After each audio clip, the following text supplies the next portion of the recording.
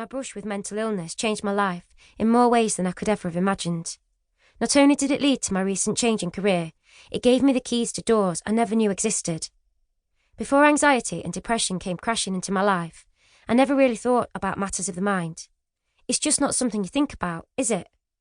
But since the day I was diagnosed, it's been at the forefront of my thoughts.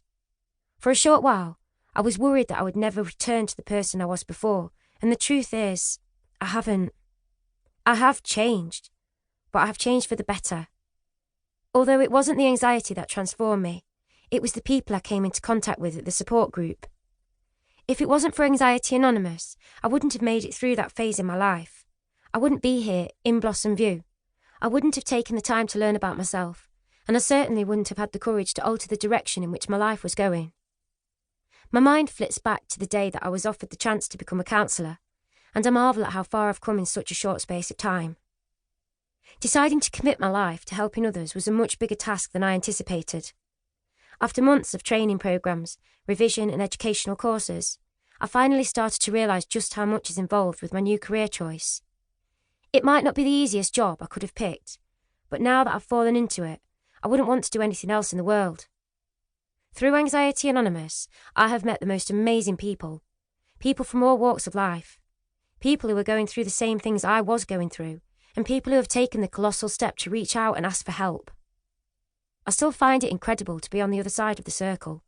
To be the one with the answers instead of the one with the questions is such an honourable position to be in. Prior to my breakdown, my life looked so very different to how it does today. Sometimes I walk down the lane to my old apartment and just reminisce about my time there. Everything from side-splitting laughter to gut-wrenching heartache took place in that beautiful building. Not surprisingly, once I had made the decision to sell, I had numerous buyers throwing offers at me left, right and centre. That's the beauty of living in Alderley Edge. Property is always in high demand. The quick sale of my luxury apartment resulted in me staying with my best friend until I exchanged contracts on Blossom View. As many of you know, Aldo and I lived together in the apartment for many years. However, now that he is cohabiting with his fiancé, Edward, the dynamics of our relationship have ever so slightly changed. Watching Aldo rustle up homemade cooked meals of an evening was a rather pleasant surprise. Apart from the odd frozen pizza, during the entire time we lived together, I don't think I saw him use the oven once. A glass of fizz in one of Cheshire's many glitzy restaurants was more our style. Despite Aldo's sudden growth and maturity, we're still as close as ever. In the past, I've referred to him as my rock, my support network and my spirit animal, all rolled into one beautiful homosexual package. Aldo Cristiano Taylor really is my favourite person on the planet. When I was in the throes of anxiety, Aldo was the only one who dedicated his time and energy to helping me through it. Realising how alone you can feel when mentally suffering is the main reason I decided to ditch the artwork and become a counsellor. Knowing that I'm helping people on a daily basis gives my life purpose. It gives me a reason to dive out of bed in the morning and actually use my time to make a difference.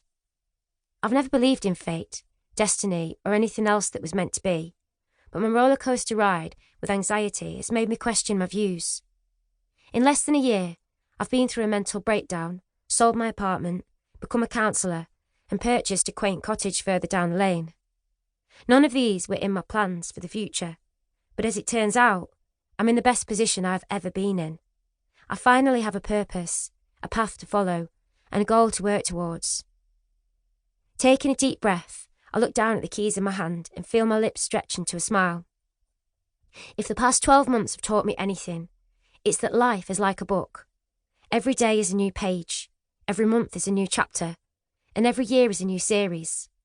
Some parts are better than others, but if you don't dust yourself down and keep on reading, you will never know just how good your story is yet to become. Chapter 2. Gently stirring, I slowly peel open my eyes and look up at the strange ceiling above me. The realisation that I'm no longer in Aldo's spare room gives me a huge rush of adrenaline. Pushing myself up onto my elbows, I look around the bedroom and try to picture all of my belongings unpacked. Pulling the plush duvet up to my chin, I mentally remove the many cardboard boxes that are surrounding the bed. It's half the size of my old bedroom, but strangely, it seems to hold twice as much.